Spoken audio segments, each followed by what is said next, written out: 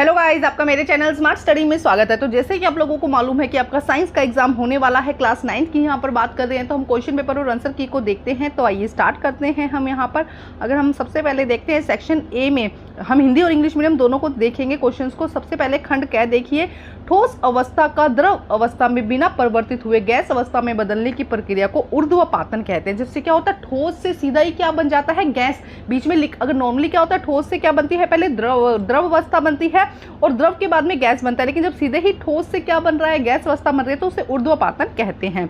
Gas का कौन सा गुण नहीं है, तो देखो गैस का कौन सा गुण नहीं है, निश्चित आकृति। यहाँ पे ए नहीं आएगा भाई, निश्चित आकृति नहीं होती है गैस की, क्या होती है, अनिश्चित आकृति होती है। ठीक है, तो यहाँ पे क्या आ जाएगा, गैस का अनिश्चित आकृति आ जाएगा। उसके बाद देखो यहाँ पे नेक्स्ट क्या कहा गया है, निम्नलिखित में से कौन सा रासायनिक परिवर्तन है। तो देखो रासायनिक परिवर्तन, लकड़ी को काटना फिजिकल परिवर्तन है, भौतिक परिवर्तन है। लकड़ी पर हथौड़े से पीटना ये भी भौतिक परिवर्तन है। और मोम का पिघलना ये भी क्या है, भौतिक परिवर्तन। अगर आपसे कहे मोमबत्ती का जलना, तो वो क्या हो जाएगा, क्योंकि इसमें जल रहा है ना, CO2 यूज हो रही है, ऑक्सीजन यूज हो रही है उसके अंदर ना, तो ये क्या हो जाएगा, यहाँ पर हो जाएगा कि मोमबत्ती का जलना क्या हो जाएगा, रासायनिक। लेकिन मोमबत्ती का पिघलना, मोम का पिघलना क्या हो जाएगा, भौतिक परिवर्तन। तो इसका आंसर हो जाएगा लकड़ी का जलना। लकड़ी का जलना क्या है, ये एक रासायनिक परिवर्तन है। उसके बाद कैल्शियम फॉस्फेट का रासायनिक सूत्र बनाइए। तो कैल्शियम फॉस्फेट का क्या होगा, Ca3PO4 की ट्वाइस, यहाँ पे PO4 की होल ट्वाइस आएगा। तो डी आंसर यहाँ पे क्या हो जाएगा, करेक्ट हो जाएगा। उसके बाद देखो क्या कहा गया, कार्बन और ऑक्सीजन जुड़कर कार्बन डाइऑक्साइड बनाते हैं। हमें पता है कि कार्बन और ऑक्सीजन मिलकर क्या बनाते हैं, कार्बन डाइऑक्साइड बनाते हैं। इसमें द्रव्यमान के अनुसार कार्बन और ऑक्सीजन का अनुपात क्या है, तो द्रव्यमान के अनुसार अनुपात देखें तो कार्बन कितना हो जाएगा, 3, क्योंकि इसका जब द्रव्यमान बाहर निकालेंगे तो कार्बन कितना हो जाएगा, 3, और ऑक्सीजन कितना हो जाएगा, 8। तो 3:8 यहाँ पे सही आंसर हो जाएगा। कभी भी इस तरह से नहीं करना आपको कि कार्बन, यहाँ पे देखेंगे कि कार्बन क्या है, 1 है, ऑक्सीजन क्या है, 2, तो 1:2, ऐसा नहीं होगा। इसके द्रव्यमान को हमें देखना होता है, तो 3:8 यहाँ पे इसका आंसर आ जाएगा। इसके द्रव्यमान भार को यहाँ पर देखना होता है। उसके बाद नेक्स्ट देखते हैं सोडियम 11, सोडियम और मैग्नीशियम में उपस्थित न्यूट्रॉनों की संख्या हमें बतानी है। तो 11 क्या है यहाँ पे, 11 सोडियम और 12 मैग्नीशियम में न्यूट्रॉन की संख्या। तो देखो सोडियम और मैग्नीशियम दोनों में न्यूट्रॉन्स की संख्या क्या होती है, 11 बराबर होते हैं। इलेक्ट्रॉन की संख्या क्या होती है, 11 और 12। तो यहाँ पे उन्होंने पूछा है न्यूट्रॉन की संख्या, तो क्या हो जाएगा, क्रमशः 12 और 12 दोनों में सेम होती है न्यूट्रॉन की संख्या।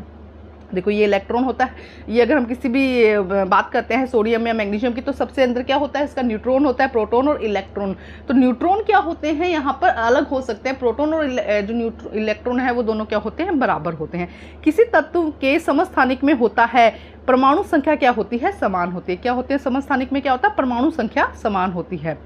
नेक्स्ट अब इंग्लिश मीडियम में देख लेते हैं, conversation of solid into water vapour. Solid से क्या कन्वर्ट होना, विदाउट वाटर वेपर, सीधा क्या बन जाना, गैस बन जाना।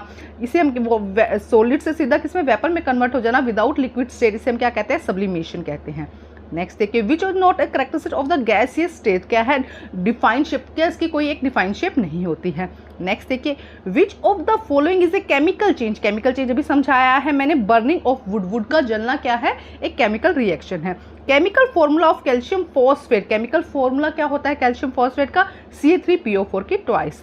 Carbon and oxygen combine for a carbon dioxide, but the ratio of the carbon and oxygen क्या होगा, 3:8 रेशियो हो जाएगा।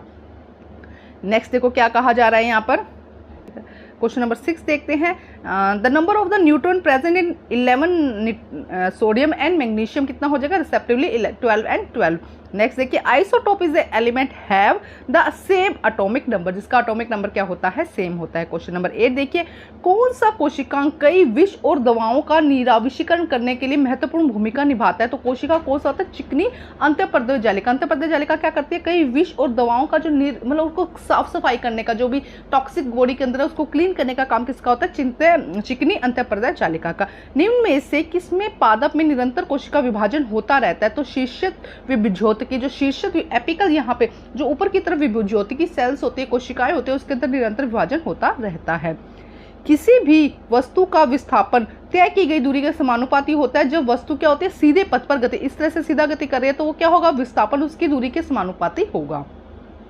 अगर एक वस्तु एक समान दिशा में गति करता है तो उसमें चाल क्या होगी, स्थिर। अगर कोई वस्तु ऐसे देखो इस तरह से सीधी गति कर रहा है, एक समान दिशा में, एक देखो नहीं इस तरह से एक समान दिशा में गति कर रहा है, तो चाल क्या हो जाएगी, स्थिर हो जाएगी।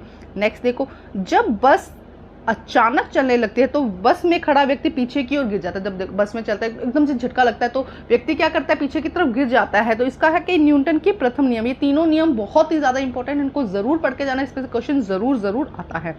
नेक्स्ट देखिए क्या कहा गया है, गतिशील वस्तु के टकराने पर कोई व्यक्ति घायल क्यों हो जाता है, संवेग के कारण। किसके कारण हो जाता है, संवेग के कारण। नेक्स्ट देखो, गुरुत्वीय त्वरण में जी का मान होता है। तो गुरुत्वीय त्वरण क्या होता है, विषुवत रेखा पर। अगर हम इस तरह से बात करते हैं तो गुरुत्वीय त्वरण जी का मान क्या होता है, विषुवत रेखा पर। ये यहाँ पर क्या होता है, कम हो जाता है। क्या हो जाता है, जी का मान ध्रुवों पर क्या होता है, सबसे ज्यादा होता है। विषुवत रेखा पर क्या होता है, जी का मान सबसे कम होता है। इंग्लिश में देख लेते हैं, which cell organism play a crucial role to detoxify many poison and drugs smooth endoplasmic reticulum. Which of the following in plant have capability to continue cell division apical meristematic? The displacement of an object proportional to distance covered when object moves. तो क्या आ जाएगा, on straight path. If the body execute uniform motion, speed will constant. क्या होगा, uniform motion में चल रही है तो स्पीड क्या हो जाएगी, कांस्टेंट हो जाएगी। A person standing in a bus fall back when the bus start moving suddenly back, then Newton first law. Why does a person get injury case in hitting by a moving object due to the momentum? Question number 14 देखिए, the value of the acceleration due to the gravity g will be less in equator. Equator पे क्या होगा, सबसे कम होता है g की value. यहाँ पर g की वैल्यू सबसे कम हो जाएगी। जैसे जैसे हम इस तरफ बढ़ेंगे, पोल्स की तरफ बढ़ेंगे, g की वैल्यू क्या हो जाएगी, बढ़ती जाएगी। क्वेश्चन नंबर 15 देखिए, जब एक पिंड मुक्त रूप से पृथ्वी की ओर गिरता है तो उसकी कुल ऊर्जा स्थिर रहती है। जब कोई एक पिंड क्या करता है, मुक्त रूप से ऊपर से उसको नीचे गिराते हैं तो उसकी जो कुल ऊर्जा है वो क्या रहेगी, क्योंकि यहाँ और यहाँ पहुंचने पर क्या हो गया, वो स्थिर हो गया ना, तो उसकी जो हम ये कहेंगे कि उसकी कुल ऊर्जा क्या हो जाएगी, स्थिर हो जाएगी। नेक्स्ट देखिए, जब वस्तु पर किया गया कार्य किस पर निर्भर नहीं करता है, नहीं देखो विस्थापन पर करता है, लगाए गए बल पे करता है, बल और विस्थापन के बीच के कोण पर करता है, लेकिन आरंभिक वेग कितना था, शुरू में कितना वेग था, उस पर कोई निर्भर नहीं करता, वस्तु द्वारा किया गया कार्य। अब हमें यहाँ पे बताना है कि कौन सा कथन यहाँ पर सही है। देखो क्या कहा गया, फर्स्ट में दोनों ही सही हैं, उचित व्याकरण, उचित स्पष्टीकरण किया गया है। देखते हैं 17वां क्वेश्चन, किसी रासायनिक पदार्थ में तत्व हमेशा द्रव्यमान के निश्चित अनुपात में मौजूद है। ठीक है, हमेशा रासायनिक पदार्थ में तत्व क्या होता है, निश्चित अनुपात में मौजूद है, सही है। विविध तत्वों के परमाणु का द्रव्यमान रासायनिक द्रव्यमान का गुण का विभिन्न होते हैं। बिल्कुल, दोनों ही स्टेटमेंट क्या कर रहे हैं, एक दूसरे की व्याख्या कर रहे हैं। मतलब पहला क्या है कि द्रव्यमान क्या है, जो द्रव्यमान का अनुपात है सभी में निश्चित होता है, क्योंकि परमाणु का द्रव्यमान और रासायनिक गुण क्या होते हैं, अलग अलग होते हैं। ए देखो, उपास्थि एक संयोजी उत्तक का प्रकार है जो आसानी से या मुड़ सकता है, सही है। इसमें बहुत सी मजबूत पैक की आधात्री कोशिका होते हैं, तो ये देखो ये इसका सही नहीं है। ये क्या हो जाएगा, यहाँ पे देखो सी इसका हो जाएगा कि ए तो सही है लेकिन आर यहाँ पर गलत है। ये यहाँ पे देखो ये मुश्किल नहीं होता ना, वो क्या है, सॉफ्ट होता है, तो ये गलत हो जाएगा, ये सही, तो सी आंसर यहाँ पे करेक्ट हो जाएगा। किसी भारी वस्तु को जमीन पर धकेलना खींचना मुश्किल है। ठीक है, एक सेकंड देखो, यहाँ पे ये देखो बी वाला, यहाँ पे इसकी स्टेटमेंट ये इसका रीजन नहीं दे रहा, हालांकि सही तो है बट रीजन सही नहीं है, तो बी आ जाएगा। यहाँ पे थोड़ा सा बोलते हुए ध्यान नहीं लगाया। अब देखो नेक्स्ट में क्या कहा गया, किसी भारी वस्तु को नीचे धकेलना और खींचना मुश्किल है, भारी वस्तुओं पर जड़त्व अधिक होता है, तो ये स्टेटमेंट भी सही हो जाएगी और उसकी व्याख्या भी सही हो जाएगी। किसी खेत में बारी बारी से फसल उगाना फसल चक्र कहलाता है। बिल्कुल, ये कीटों से होने वाले नुकसान को कम करता है, कीटों से नुकसान को कम नहीं करता, वो तो क्या करता है, वहाँ के उपजाऊपन को बढ़ाता है, तो यहाँ पे ये इसकी सही स्टेटमेंट नहीं है, तो सी हो जाएगा। अब एक बार इंग्लिश मीडियम में देख लेते हैं। When a body is fall freely towards the earth, its total energy remain constant. उसकी total energy क्या रहेगी, constant रहेगी। Work done by an object not depend on the initial velocity of the object. अभी हमने इनको पढ़ा, एक बार फटाफट रीड कर लेते हैं। In a chemical substance, the element are always present defined proposition most. ठीक है, ये स्टेटमेंट सही है कि डिफाइन क्या होता है, एक जो प्रोपोजिशन है उसकी डिफाइंड रहती है, फिक्स रहती है। Atomic number different element have different mass and chemical proportion, हालांकि ये सही है बट इसकी व्याख्या जो सही नहीं है। ठीक है, तो बी हो जाएगा। Cartilage is a type of the connective tissue which can bend easily, सही है। It has tightly pack hard matrix, ये देखो ये स्टेटमेंट सही नहीं है, तो सी आंसर हो जाएगा। फर्स्ट सही है, सेकंड सही नहीं है। It has difficult to push और pull a heavy box for the ground, बिल्कुल सही है। अभी मुश्किल होता है ना भारी को उठाना। Heavy object have the more inertia, ये सही है कि हैवी जितना हैवी होगा उसका इनर्शिया ज्यादा होगा, तो सही स्टेटमेंट है, ए आंसर आ जाएगा। Rotating A crop in the field is known and crop rotation, सही है। This prevent the damage by the paste, से कोई डैमेज नहीं करता ना, ये किससे करता है, ये उसकी उपजाऊ को बढ़ाता है, फर्टिलिटी को बढ़ाता है, तो सी आंसर यहाँ पे सही हो जाएगा। अब हम देखते हैं क्वेश्चन नेक्स्ट, देखो क्या कहा गया है। क्वेश्चन नंबर 21 देखिए क्या कहा गया है यहाँ पर। 21 का आंसर हम करेंगे, पहले हम 22 का करते हैं। देखो क्या कहा गया, कोशिका को जीवन की संरचनात्मक और क्रियात्मक इकाई क्यों कहा जाता है? इंग्लिश में देख लेते हैं साथ साथ में हम। Why is the cell called structural and functional unit? क्यों कहा जाता है स्ट्रक्चरल और फंक्शनल यूनिट क्यों कहा जाता है इसको? देखो सेल क्या है, उसकी एक फिक्स स्ट्रक्चर होती है, फिक्स उसका फंक्शन होता है, और इसी तरह क्या होता है पूरी सेल्स से बनकर क्या बनती है, बॉडी बनती है। तो वो अपनी स्ट्रक्चर को मेंटेन रखती है, अपने फंक्शन को मेंटेन रखती है, तभी क्या है हमारी जो बॉडी है वो काम करती है अपना, इसलिए उसे स्ट्रक्चरल और फंक्शनल यूनिट कहा जाता है। नेक्स्ट देखो क्या है, write any two difference between the meristematic and permanent tissue. तो देखो क्या है यहाँ पे देख लेते हैं, capability to division. Meristematic tissue कौन से होते हैं? जो बार बार डिवीजन करते हैं, तो जिसमें बार बार डिवीजन की कैपेसिटी होती है, परमानेंट में नहीं होती। इसकी वॉल कैसी होती है? थिन वॉल होती है, पतली है, तभी तो डिवीजन होगा ना। इसकी वॉल कैसी होती है? थिक होती है। ये लिविंग होती है, ये लिविंग और डेड दोनों ही होती है। एक मिनट आगे देखते हैं। देखो यहाँ पे कहा गया है, ध्यान एक सेकेंड, देखो यहाँ पे देखते हैं क्या कहा गया है। विभज्योतिक और स्थायी ऊतक में दो अंतर। विभज्योत की विभाजन क्षमता अधिक होती है, यहाँ पर विभाजन क्षमता स्थायी में नहीं होती है। इसकी भित्ति पतली होती है, इसकी भित्ति मोटी होती है। ये जीवित कोशिकाओं में होता है, ये जीवित और अजीवित दोनों ही कोशिकाओं में होता है। उसके बाद क्या कहा गया, एलियोलर संयोजी ऊतक के कार्य लिखिए। तो दो कार्य आपको लिखने, एक तो देखो सहारा, एक ये क्या करता है, एलियोलर टिश्यू क्या करता है, अपने अंदर स्पेस रखता है, जिससे कि फूड को भी क्या कर सकते हैं, स्टोर कर सकते हैं, फोटोसिंथेसिस में कर सकता है। एलियोलर टिश्यू क्या होता है, जो जलीय प्लांट होते हैं ना, एक्वेटिक प्लांट होते हैं, उसके अंदर जो पैरेनकाइमेटिक टिश्यू होता है उसे हम क्या कहते हैं, एरियोलर टिश्यूज कहते हैं, जो क्या करता है, सपोर्ट का काम करता है। ये इसके हम ये कहते हैं, इसके अंदर मतलब हम ये कहते हैं कि स्टोरेज का काम करता है। तो इस तरह का कुछ भी आप लिख सकते हैं। तो फोटोसिंथेसिस भी इन्फेक्ट कर सकता है ये, ठीक है। यहाँ पे एक बार देख लेते हैं क्वेश्चन। देखो क्या कहा गया है, what are the function of areolar connective tissue. तो अभी समझा दिया, आप उस तरह से अपना आंसर लिख सकते हैं। क्वेश्चन नंबर 24 देखिए क्या कहा गया है, an automobile vehicle has a mass of 15 kg. What must be the force between the vehicle and road in vehicle to be stopped in a negative acceleration in 1.7 ms की square. देखो एक बार हिंदी में पढ़ लेते हैं इसको। यहाँ पे देखो ये दिया गया है क्वेश्चन नंबर, ये देखो यहाँ पर देखिए आप, एक गाड़ी का द्रव्यमान 1500 kg है। यदि गाड़ी को 1.7 ms की स्क्वायर की ऋणात्मक त्वरण के साथ विरामावस्था में लाना है तो गाड़ी तथा सड़क के बीच लगने वाले बल कितना होगा। तो आइए करते हैं इसको सोल्व। तो देखो मास कितना हो जाएगा, द्रव्यमान कितना हो जाएगा 1500, एक त्वरण कितना हो जाएगा, एक्सीलरेशन कितना हो जाएगा, माइनस क्यों उसने कहा था नकारात्मक में, तो 1-1.7 हो जाएगा। फ्रिक्शन फोर्स अब कितना है, m इंटू फॉर्मूला क्या होता है, F इक्वल किसके होता है, m के। तो m लगाया और a लगाया, हमने इन दोनों को मल्टीप्लाई किया तो -2250 न्यूटन हमारा यहाँ पे क्या हो जाएगा, फोर्स हो जाएगा। Negative sign shows that force is applied opposite of direction. Negative sign यहाँ पर क्या शो कर रहा है कि फोर्स अपोजिट डायरेक्शन में यहाँ पर लगा है। क्वेश्चन नंबर 25 देखते हैं अब, प्रतिध्वनि किसे कहते हैं। किसी प्रतिध्वनि के लिए परावर्तित सतह और श्रोता के बीच की न्यूनतम दूरी कितनी होनी चाहिए। 25वां आंसर देखते हैं हम यहाँ पर क्या कहा गया है, what is echo, what should be the minimum distance required between the reflecting surface and audience for echo. देखो एक बार यहाँ पे समझा देते हैं, क्वेश्चन में क्या पूछा, आपको क्वेश्चन समझ में आना जरूरी है।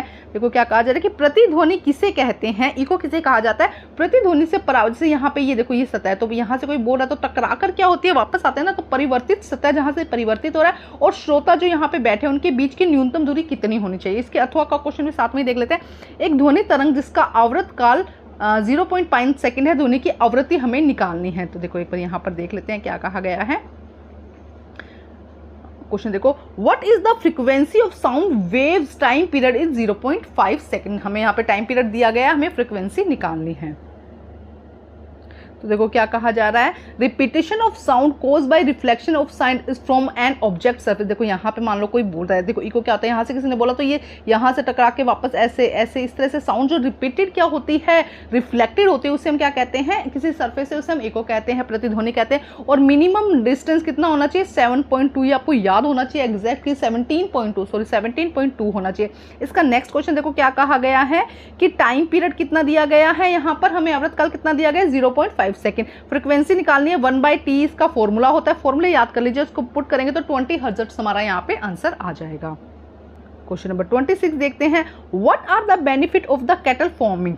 यहाँ पर देखो क्या कहा जा रहा है, पशुपालन के क्या लाभ है? तो पशुपालन के क्या लाभ है? दूध मिल जाता है, कृषि में हेल्प मिलती है, इसके अलावा हम कुछ कोई जैसे कि ये फार्मिंग जैसे कि उससे मतलब काफ़ी सारे फायदे हैं ना। देखो एक तो अब उनका देखो अगर हम बड़े स्केल पर देखें तो क्या है, दूध के लिए हो गया।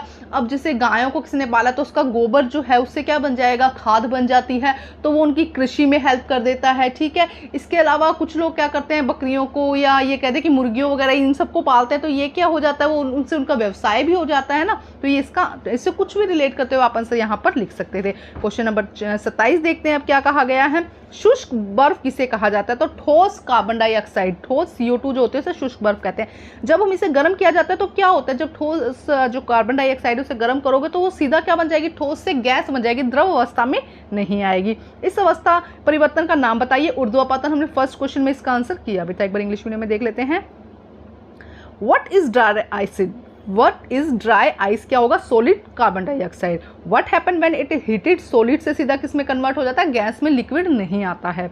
Name the phenomena is change in the state sublimation, अभी फर्स्ट क्वेश्चन में हमने देखा था। अब 28 क्वेश्चन देख लेते हैं। Right the chemical formula of the using, अच्छा हमें याद कर, कैल्शियम कार्बोनेट, तो कैल्शियम और कार्बोनेट CO3 हो जाएगा। सोडियम क्लोराइड, ये तो बहुत ही आसान है, नमक जिसे हम कहते हैं NaCl हो जाएगा। पोटेशियम ऑक्साइड, तो पोटेशियम K2O हो जाएगा। इंग्लिश हिंदी मीडियम में भी फटाफट देख लेते हैं। देखो नेक्स्ट क्या कहा गया, calcium carbonate, sodium chloride, calcium carbonate, sodium chloride और K2O हो जाएगा यहाँ पे पोटेशियम ऑक्साइड। अब हम देखते हैं क्वेश्चन नंबर 29।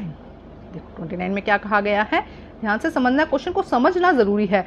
किस कोशिकांग को कोशिका का बिजली घर कहा जाता है और क्यों? तो माइटोकॉन्ड्रिया, क्या है, माइटोकॉन्ड्रिया को क्या कहा जाता है, कोशिका का बिजली घर कहा जाता है। और क्यों कहा जाता है, क्योंकि जितना भी ये कहेंगे कि हम जो खाना बनाने का जो ये खाना बनाना नहीं, जितना भी एनर्जी देने का काम है उसे वो कहाँ पर होता है, माइटोकॉन्ड्रिया। मतलब जितना ATP बनना है, जितनी भी चीज़ें बननी है वो कहाँ पर बनती है, माइटोकॉन्ड्रिया में बनती है, इसीलिए इसे क्या कहा जाता है, बिजली घर कहा जाता है।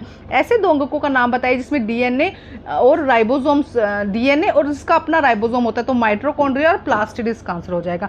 इन अंगकों में DNA और राइबोसोम की भूमिका क्या होती है, प्रोटीन बनाने के ये काम आते हैं। एक मिनट इंग्लिश मीडियम में देख लेते हैं 29 क्वेश्चन। देखो ये रहा, which cell organelles known as the power house of cell, तो पावर हाउस से कहा जाता है, माइटोकॉन्ड्रिया को कहा जाता है क्योंकि एनर्जी फॉर्मेशन जो है वो माइटोकॉन्ड्रिया में होती है। एनर्जी जो ATP बनता है वो कहाँ बनता है, माइटोकॉन्ड्रिया में।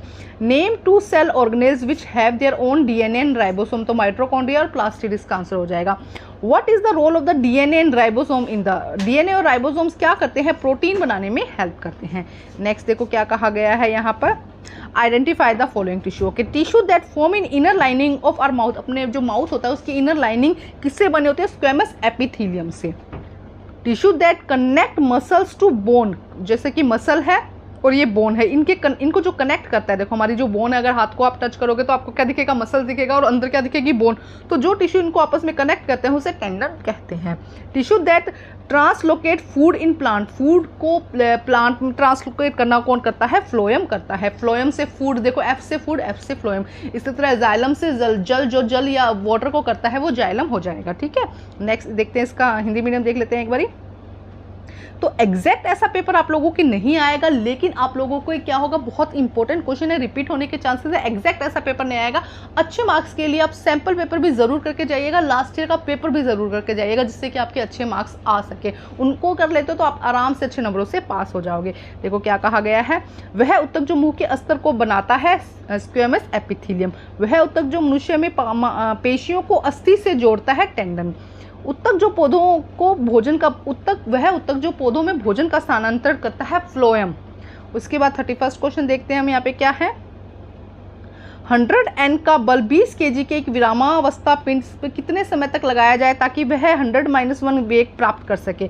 100 न्यूटन का बल 20 kg के एक विरामावस्था बल पर कितने समय के लिए लगाया जाए जिससे कि उसको वेग मिल जाए। मतलब एक वस्तु है, एक चीज़ है जो रुकी हुई है, उस पर 100 न्यूटन का बल 20 kg की किसी विरामावस्था वस्तु पर लगाया जा रहा है जिससे कि वो क्या हो जाए, गति आ जाए उसके अंदर। एक बार देख लेते हैं इसके यहाँ पे क्वेश्चन नंबर, देखो क्या कहा गया है। How many long should be the 100 newton act as a resting body 20 kg so that acquired a velocity of the 100 metre second.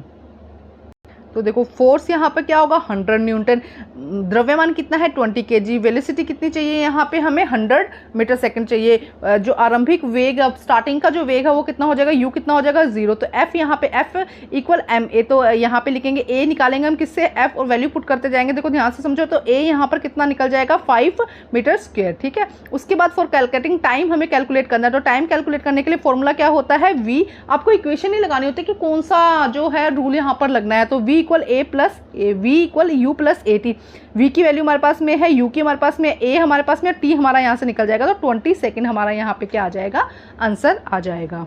Question number 32 देखते हैं हम, what is the ultrasonic sound, name any two animal can produce ultrasonic sound. देखो यहाँ पर question देखते हैं क्या कहा गया है, पराश्वर ध्वनि किसे कहते हैं, किन्हीं दो जंतुओं के नाम बताइए जो पराश्वर ध्वनि को उत्पन्न करते हैं। तो देखो क्या हो जाएगा, sound have more than 20,000 frequency and more than 20,000 frequency, जिसकी भी साउंड की फ्रीक्वेंसी क्या है 20,000 हर्ट्ज से ज़्यादा होते हैं उसे पराध्वनिश्वर कहते हैं। जैसे कि एनिमल में बैट हो गया, रैट हो गया और डॉल्फिन हो गई, इनकी फ्रीक्वेंसी जो है वो क्या है 20,000 हर्ट्ज से क्या होती है, ज़्यादा होती है।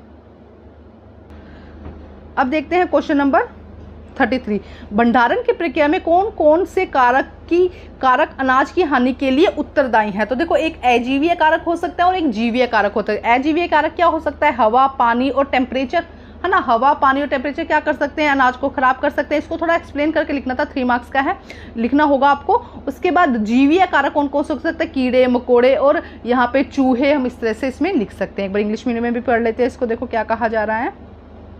तो इसे थोड़ा 3-3 नंबर के क्वेश्चन को थोड़ा एक्सप्लेन करके आपको लिखना होता है। What factor are responsible for the storage loss in agriculture produce. तो स्टोरेज लॉस किस रीजन में हो सकता है, बायोटिक क्या हो सकता है, इंसेक्ट एंड रेट, और ए बायोटिक क्या हो सकता है, एयर, रेन एंड टेम्परेचर। उसके बाद 34 क्वेश्चन देखते हैं हम यहाँ पर। देखो 34 में क्या कहा गया है यहाँ पर, अब 3 मार्क्स का 5 मार्क्स का क्वेश्चन है। देखो फर्स्ट पार्ट में क्या है, एक परमाणु के एल एम कक्ष में कितने इलेक्ट्रॉन उपस्थित हो सकते हैं। तो आपको पता होना चाहिए के में कितना होता है 2, एल में कितना होता है 8 और एम में कितना होता है 18 इलेक्ट्रॉन उपस्थित हो सकते हैं। Mg+2 और Mg में इलेक्ट्रॉनों विन्यास का वितरण दीजिए। तो Mg से देखो 2+2 का मतलब कि 2 इलेक्ट्रॉन निकल चुके हैं, तो Mg के पास कितना होता है 12 होता है, तो 2 और 8 और 2 इलेक्ट्रॉन निकल गए हैं Mg प्लस में, तो कितना हो जाएगा 2 और 8, और Mg के पास अभी 2 इलेक्ट्रॉन है, तो 2 8 2 इसका इलेक्ट्रॉन विन्यास हो जाएगा। देखो कितना आसान क्वेश्चन है, 5 नंबर में क्वेश्चन आया है। ऐसे क्वेश्चन आप अगर अटेम्प्ट कर लेते हो तो आपको अच्छे मार्क्स मिल जाते हैं। उसके बाद इसके अथवा में क्वेश्चन दिया गया है। देखो क्या कहा गया है, He, helium, neon and argon का आपको क्या बताना है, संयोजकता 0 होती है, क्यों इनकी संयोजकता 0 क्यों होती है, क्योंकि देखो हीलियम में कितना इलेक्ट्रॉन है 2 इलेक्ट्रॉन है, तो इसकी पहली शेल फिल हो गई है, इसलिए कोई संयोजकता नहीं है। उसके बाद नियोन में कितना है 10 होते हैं, तो 2 और 8, तो उसकी दूसरी क्या हो गई है, फिल हो गई है। उसके बाद तीसरा क्या है, आर्गन, इसमें कितना होता है 2 8 8, तो तीसरी से मतलब संयोजकता क्या होती है कि जब बाहर वाली शेल में कोई इलेक्ट्रॉन बच जाता है तो वही तो संयोजकता होती है, लेकिन इसकी जो बाहर वाली शेल है वो पूरी तरह से कंप्लीट है, तो कोई संयोजकता होती ही नहीं है। निम्नलिखित के प्रतीक आपको यहाँ पर लिखने हैं। तो सिलिकॉन का SI होता है, सल्फर का S होता है, चांदी या सिल्वर का AG होता है, और देखो A कैपिटल G स्मॉल होना चाहिए। यहाँ पर सोडियम का Na होता है, N कैपिटल और A यहाँ पर स्मॉल हो जाएगा। एक बार यहाँ पर दिखा देती हूँ मैं आपको क्वेश्चन, ये देखो ये हमने पढ़ा था। How many electrons can be accommodate in KLM। तो K में कितना होता है 2 होता है, L में 8 और 18 M में होता है। इनको अच्छे से याद कर लीजिएगा। Right electron distribution configuration Mg और Mg में कितना होगा 2 8 होगा, और Mg+2 में कितना होगा 2 8 और Mg में होगा 2 8 2। उसके बाद में why do helium, neon and argon have 0 valency, क्योंकि 2 है, नियोन में 2 8 है और आर्गन में 2 8 8 है। ठीक है, सिंबल्स ये देख अभी मैंने समझाया है सिंबल्स आप, ठीक है। उसके बाद हम देखते हैं 35th क्वेश्चन। देखो 35th क्वेश्चन में क्या कहा गया है कि रसधानियों का क्या कार्य होता है, निम्नलिखित का विस्तार रूप लिखिए। तो देखो रसधानियाँ क्या करते हैं, स्टोरेज का काम करते हैं। सबसे पहला काम याद रखो कि स्टोरेज का काम करती हैं। तो ATP की full form adenosine triphosphate, DNA की full form deoxy ribo nucleic acid, और SCR की स्मूथ एंडोप्लाज्मिक रेटिकुलम। यहाँ पे देख लेते हैं एक बार क्वेश्चन, यहाँ पे इंग्लिश मीडियम में भी देख लेते हैं। What are the function of vacuole, expand the following. हम आइए करते हैं इनको सॉल्व। तो देखो किस तरह से maintaining the osmotic pressure, osmotic pressure को क्या करता है, बैलेंस करता है। Storage metabolic toxic product and their substance in plant cell. ATP की एडिनोसिन ट्राइफॉस्फेट, DNA की डीऑक्सीराइबोन्यूक्लिक एसिड और SCR की स्मूथ एंडोप्लाज्मिक रेटिकुलम। इसके अथवा में क्वेश्चन दिया गया है, कोशिका में प्रोटीन कहाँ संश्लेषित होता है, कहाँ बनता है, राइबोसोम में। प्रोटीन कहाँ बनता है, राइबोसोम में। परासरण किसे कहते हैं, उसका उदाहरण दीजिए। पौधे में किस कोशिका को कोशिका की रसोई कहा जाता है, तो रसोई मतलब कि खाना कहाँ बनता है पौधे में, पत्तियों में, कहाँ, क्लोरोप्लास्ट। कोशिका पूछी है उन्होंने, क्लोरोप्लास्ट में। ठीक है, एक बार इंग्लिश में भी देख लेते हैं इसको, फिर अच्छे से सॉल्व कर लेंगे इन क्वेश्चन को। व्हाट आर द प्रोटीन, हमें आंसर देने हैं। What are the protein, where are the protein synthesis inside the cell, ribosome हो जाएगा। What is osmosis, give one example. Which organelles in the kitchen of cell in plant, तो क्या हो जाएगा, chloroplast हो जाएगा। इनके आंसर देखते हैं। देखो फर्स्ट का आंसर हो जाएगा ribosome are the site of the protein synthesis.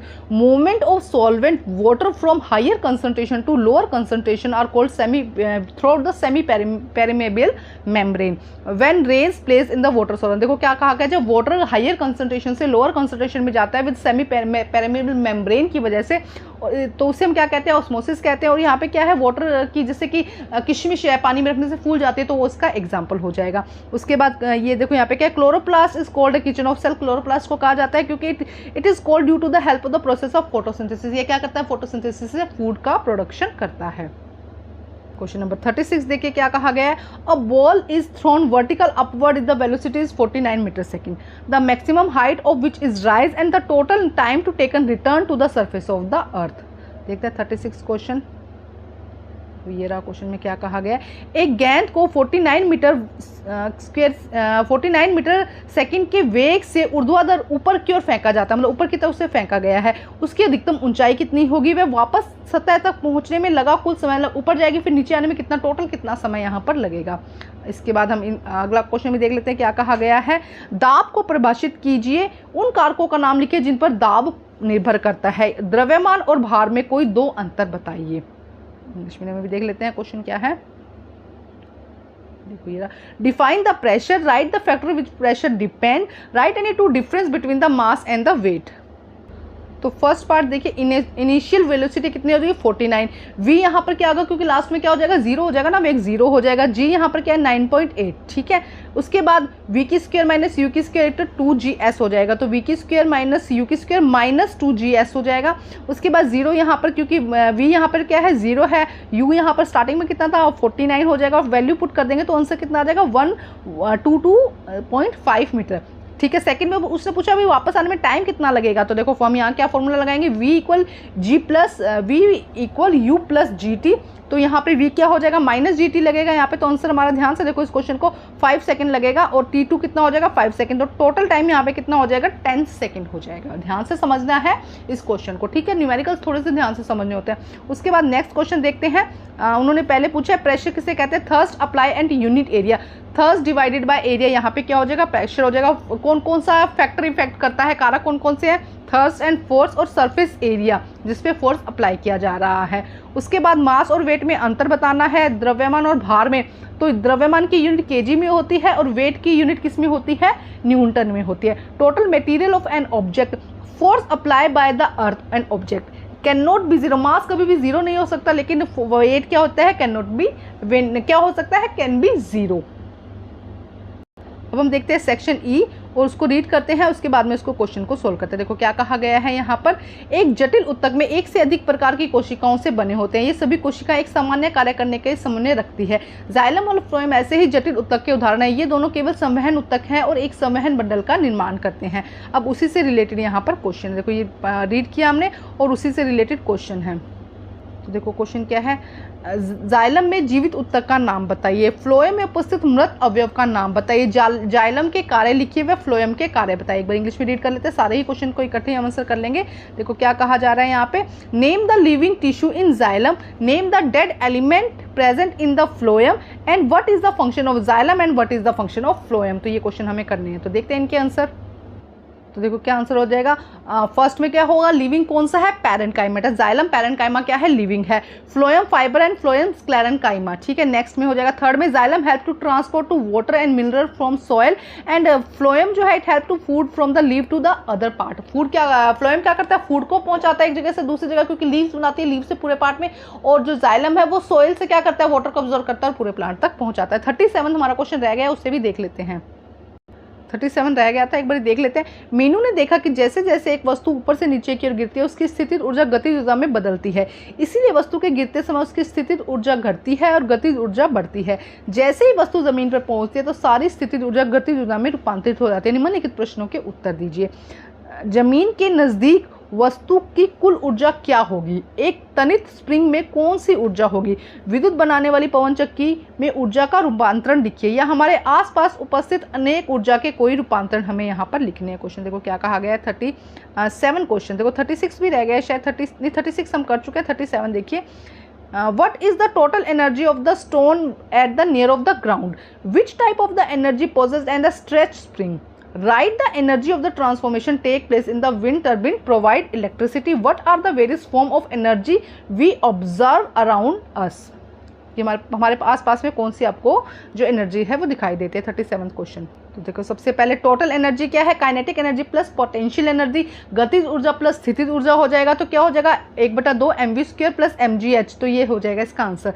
Second का क्या आंसर हो जाएगा? पोटेंशियल एनर्जी, स्थितिज ऊर्जा यहाँ पे हो जाएगा। The mechanical energy of wind minus electric energy, क्या हो जाएगा? जो मैकेनिकल एनर्जी है उसमें से हमें जो इलेक्ट्रिक एनर्जी है, विद्युत ऊर्जा है, उसको क्या करना होगा? माइनस करना होगा। विंड, अब हमारे आसपास में कौन सी है? विंड एनर्जी है, इलेक्ट्रिक एनर्जी है, हीट एनर्जी है, काइनेटिक एनर्जी है, पोटेंशियल एनर्जी है। अब हम लास्ट क्वेश्चन देख रहे हैं 39। इससे पहले मैं आपको एक बार फिर बता देती हूँ कि एग्जैक्ट ऐसा पेपर नहीं आएगा, हाँ इससे रिलेट करता होगा, कुछ क्वेश्चन रिपीट भी हो सकते हैं। अगर आप अच्छे मार्क्स चाहते हैं तो सैम्पल पेपर जरूर करके जाइएगा, लास्ट ईयर का पेपर जरूर करके जाइएगा, वहाँ से आपको बहुत ज़्यादा हेल्प मिल सकती है। पदार्थ की अवस्था में परिवर्तन एक भौतिक परिवर्तन है, क्योंकि ये परिवर्तन संरचना के परिवर्तन के बिना होते हैं, अर्थात पदार्थ की रासायनिक परिवर्तन में कोई परिवर्तन नहीं होता। हालांकि बर्फ, पानी, जलवाष्प सभी अलग अलग दिखते हैं और अलग अलग भौतिक गुण दिखाते हैं। तो इनके क्वेश्चन क्या करना है? जलती हुई मोमबत्ती में कौन सा परिवर्तन होता है? पानी के कितने रूपों में पाया जाता है? कोलाइडी क्या है? एक उदाहरण दीजिए। टिंडल प्रभाव के 2 उदाहरण दीजिए। देखो क्या है यहाँ पे, हम क्वेश्चन 39 देखते हैं। Which type the change taken burning candle? In how many form water can be exist? What is colloid? Give one example. Write any 2 example of the Tyndall effect. तो फर्स्ट का आंसर 38 हम कर चुके हैं। 39 question देखते हैं। देखो क्या हो जाएगा फर्स्ट का आंसर। अगर हम बात करते हैं तो फर्स्ट का आ जाएगा chemical change and physical change. क्या हो जाएगा? Chemical change and physical change. Solid का आइस में कन्वर्ट होना, लिक्विड का वाटर में, और 3 टाइप देख लेते हैं, गैस, वाटर, वेपर। 3 टाइप होती है। अगर हम उसकी बात करते हैं, वाटर की बात करते हैं, तो heterogeneous mixture where size of solvent particle bigger than the true solution और smaller and than suspension. Solute particle can not seen in the naked eye, उससे नहीं देखा जा सकता, जैसे कि ब्लड और मिल्क हो गया। उसके बाद इसका नेक्स्ट क्वेश्चन देखिए, sunlight process then they dense forest path that a light become visible. जब हम यहाँ पे क्या करा जाता है, लाइट इस तरह से विजिबल होती है तो उसे हम टिंडल इफेक्ट कहते हैं। Sunlight pass from the dense, यहाँ पे अगर ज्यादा गाढ़ा मीडियम है तो क्या होगा? सनलाइट पास नहीं होगी, लेकिन जब पास होती है path of the light become visible. Beam light pass from the milk, the path of the light become invisible. तो इसे हम, ये हमारे आंसर्स हैं। तो एग्जैक्ट ऐसा पेपर नहीं आएगा। इससे पहले अगर आप नए हैं चैनल पे तो प्लीज सब्सक्राइब कर दीजिए, वीडियो को लाइक कर दीजिए, ज़्यादा से ज़्यादा क्या कीजिए, इसको शेयर कीजिए। आपको बाकी सब्जेक्ट के भी क्वेश्चन पेपर मिल जाएंगे, तैयारी कीजिए और अच्छे अच्छे नंबरों से पास हो जाइए। Thank you guys.